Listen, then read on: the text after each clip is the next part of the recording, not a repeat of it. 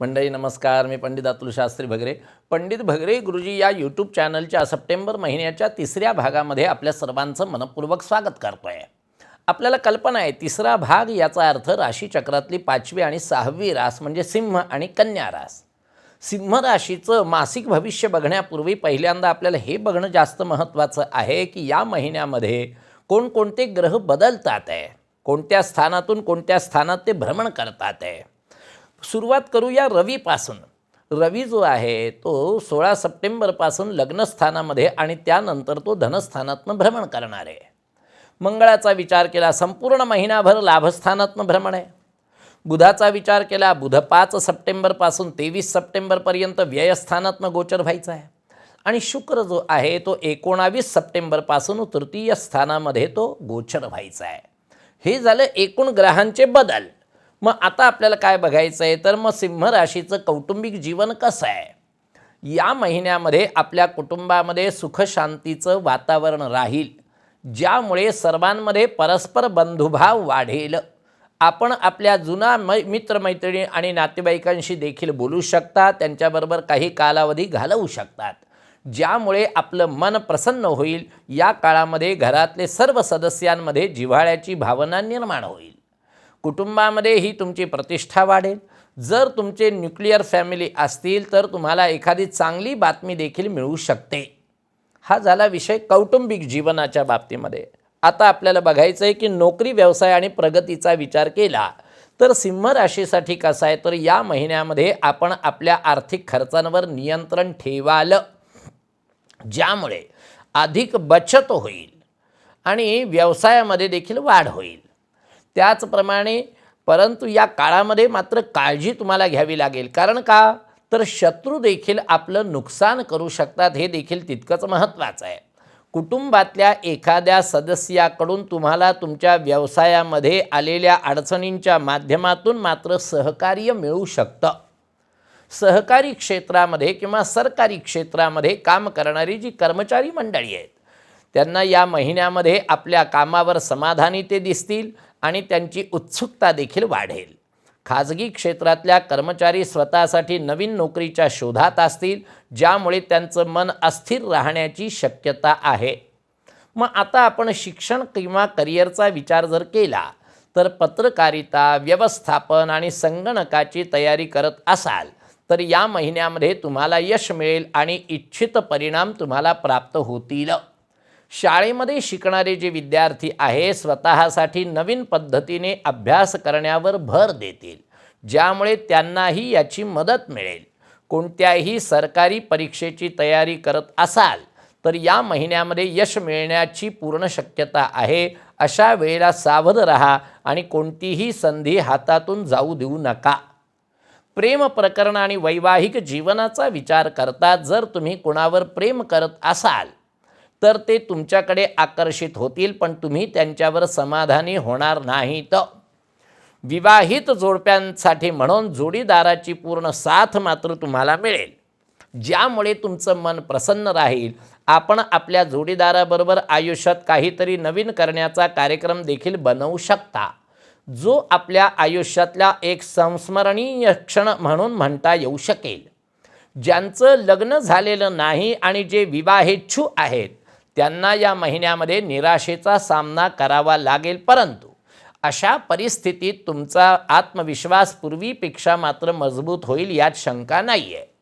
मग आरोग्य आणि प्रकृती स्वास्थ्य यांचा जर आपण विचार केला तर शारीरिकदृष्ट्या तुम्हाला किरकोळ समस्या येऊ शकतात, परंतु एकूणच तुम्ही निरोगी राहाल. महिन्याच्या मध्यामध्ये सर्दी खोकल्याची समस्या सतावू शकते. कॅन्सरसारख्या आजाराशी झुंज देत असाल तर या महिन्यामध्ये स्वतःची विशेष काळजी घ्या, अन्यथा अचानक वेदना देखील होऊ शकतात. या महिन्यामध्ये आपले विचार नियंत्रणात ठेवा आणि अनावश्यक ताण टाळा. महिन्यातले काही दिवस असे असतील जेव्हा तुमचं मन एका ठिकाणी राहणार नाही आणि मनात विविध वाईट विचार देखील येऊ शकतात. आता हे झालं एक सारासार विचार. आता आपल्याला बघायचं आहे की रंग आणि अंक शुभ कोणता. रंगाचा विचार केला तर हिरवा रंग जो आहे तो तुमच्यासाठी या महिन्यात अत्यंत महत्त्वाचा.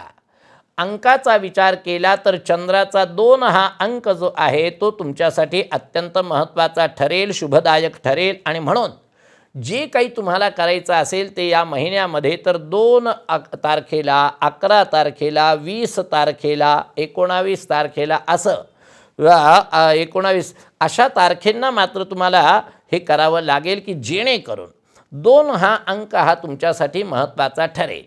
आता हे झालं एक सारासार विचार या महिन्याचा. आता आपल्याला पुढची रास कन्या रास बघायची आहे. मग कन्या रास बघत असताना पहिल्यांदा ग्रहगोचर काय म्हणताय त्याचाही विचार आपण करू. रवीचा विचार केला 16 सप्टेंबरपर्यंत व्ययस्थानात आणि त्यानंतर ते लग्नस्थानामधून भ्रमण करतील. मंगळाचा विचार केला संपूर्ण महिनाभर कर्मस्थानात म्हणजेच दशमस्थानामधून भ्रमण करतील. बुधाचा विचार करता 5 सप्टेंबर ते 23 सप्टेंबरपर्यंत ते लाभस्थानातून भ्रमण करतील. शुक्र 19 सप्टेंबरपासून धनस्थानामध्ये ते गोचर भ्रमण करतील. हे झालं साधारणपणे ग्रहांचं भ्रमण कसं आहे. यावरून आपलं कौटुंबिक जीवन कसं, तर कुटुंबामध्ये आपलं कोणतेही नातेवाईक किंवा नातेवाईक तुमचा गैरफायदा घेण्याचा प्रयत्न करतील, परंतु आपल्याला ते क्वचितच लक्षात येईल. अशा वेळेला स्वतःला सतर्क ठेवा, सावध राहा, सजग राहा, कोणत्याही प्रकारच्या प्रलोभनांना बळी पडू नका. मात्र यात तुमच्या पालकांचं मत जे आहे ते अत्यंत महत्त्वाचं ठरेल. आपल्या चंचल स्वभावामुळे कुटुंबातल्या एखाद्या सदस्याबरोबर आपलं भांडण देखील होऊ शकतं. त्यामुळे स्वतःवर नियंत्रण ठेवणं आणि कोणतंही काहीही बोलताना विचारपूर्वक बोला, विचारपूर्वक पाऊल टाका आणि विचारपूर्वक कृती करा, हे देखील महत्त्वाचं आहे. नोकरी, व्यवसाय आणि प्रगतीचा विचार करता असं लक्षात येतं की जर तुमचे पैसे अनेक महिन्यांपासून कुठेतरी कोणाकडे तरी अडकलेले असतील किंवा तुमचे पैसे कोणी देत नसेल तर या महिन्यामध्ये ही तुमची समस्या दूर होईल आणि तुमचे रखडलेले पैसे, अडकलेले पैसे परत मिळतील.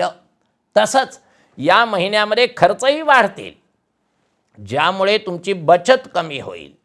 जर तुम्ही नोकरी करत असाल तर तुम्ही तुमच्या करिअरबद्दल विचारपूर्वक विचार करू शकता आणि नवीन नोकरी शोधू शकतात. मन आपल्या कामामध्ये कमी गुंतलेलं असेल, ज्यामुळे आपले सहकारी देखील आपल्यावर निराश होऊ शकतात. या काळामध्ये तुमचा बराचसा वेळ मात्र नवीन नोकरीच्या शोधात जाईल. आता शिक्षण आणि करिअरचा जर आपण विचार केला तर असं लक्षात येतं की या महिन्यामध्ये सुरुवात चांगली होईल आणि शिक्षण क्षेत्रामध्ये तुमचं कौतुक देखील होईल. शिक्षक तुमच्यावर खुश होतील, ज्यामुळे तुमचं मनोबल वाढेल. आणि जर तुम्ही भूगोल, इतिहास आणि वैद्यकशास्त्राचे विद्यार्थी असाल तर हा महिना तुमच्यासाठी चांगला सिद्ध होईल आणि तुम्हाला काही नवीन ऑफर्स देखील मिळू शकतील. स्पर्धा परीक्षांची तयारी करणारे विद्यार्थी या महिन्यामध्ये स्वतःसाठी नोकरी शोधू शकतात, ज्यात त्यांना यश देखील मिळू शकेल. अशा वेळेला कुठेही काम करण्यापूर्वी त्याची पहिल्यांदा खात्री करून घेणं हे आवश्यक आहे. प्रेम प्रकरण आणि वैवाहिक जीवनाचा विचार करता प्रेम हे जीवन मिसळण्याचा परिणाम आहे. म्हणजेच काय, जर तुम्ही आधीच कोणाशी बोलत असाल तर ते बोलणं या महिन्यामध्ये थांबू शकतं. लक्षात घ्या, काही कारणास्तव तुमच्या दोघांमध्ये भांडणं होण्याची देखील शक्यता आहे, ज्यामुळे तुम्ही निराश होऊ शकतात. पण त्याचबरोबर तुम्हाला काही नवीन जोडीदार देखील मिळू शकेल. त्याचप्रमाणे जर तुम्ही विवाहित असाल तर तुमच्या जोडीदारासोबत एखाद्या गोष्टीवरून तुमचा वाद होऊ शकेल. आणि अविवाहित जे विवाहेच्छू आहेत त्यांना या महिन्यामध्ये जीवनसाथी मिळण्याची शक्यता आहे. आरोग्य आणि प्रकृतीचा विचार करता आरोग्याच्या दृष्टीने हा महिना तुमच्यासाठी चांगला राहील. श्वासोच्छ्वासाशी संबंधित रुग्णांनी स्वतःची विशेष काळजी घेणं गरजेचं आहे.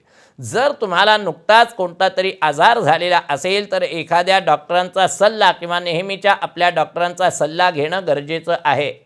एकंदरीत काय आहे तर या महिन्यामध्ये तुम्हाला कोणत्याही मोठ्या शारीरिक समस्येला सामोरं जावं लागणार नाही.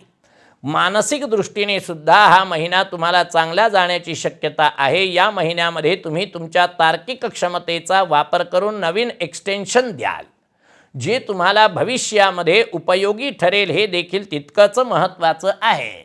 मग अशा परिस्थितीमध्ये कन्या राशीसाठी अंक आणि रंग शुभ कोणता हा विचार ज्या वेळेला येतो त्यावेळेला असं लक्षात येतं की रंग जो आहे तो गुलाबी रंग सगळ्यात विशेष मानला जाईल. गुलाबी जो तुमच्यासाठी या महिन्यात शुभ आहे. अंकाचा विचार करता 4 हा अंक जो आहे तो तुमच्यासाठी अत्यंत महत्त्वाचा ठरेल. म्हणजेच काय आहे तर साधारणपणे 4 अंक, 13 अंक, 22 अंक हे तारखा ज्या आहेत त्या तुम्हाला महिन्यातल्या अतिशय महत्त्वाच्या ठरतील. साधारण तुम्ही विचार करून बघू शकता, अनुभव घेऊ शकता. तर मंडळी, आपल्या या तिसऱ्या भागामध्ये आपला मी निरोप घेतोय. पुढच्या भागामध्ये महत्त्वाच्या 2 राशींचा आपण विचार करणार आहोत, ती म्हणजे तूळ राशी आणि वृश्चिक राशी. तोपर्यंत आपल्या सर्वांचा निरोप घेतोय. नमस्कार.